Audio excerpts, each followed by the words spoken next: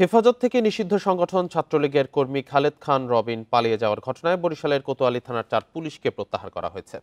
বুধবার রাতে তাদের প্রত্যাহার করা হয়।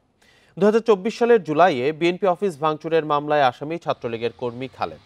বুধবার দুপুরে বরিশাল মেডিকেল এলাকায় তাকে মারধর করে পুলিশে দেয় স্থানীয়রা। পরে পুলিশ তাকে চিকিৎসার জন্য হাসপাতালে ভর্তি করে। এর কিছুক্ষণ পরই পালিয়ে যায় খালেদ।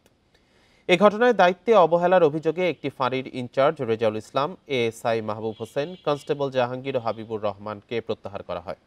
আসামিকে ধরতে পুলিশের অভিযান চলছে।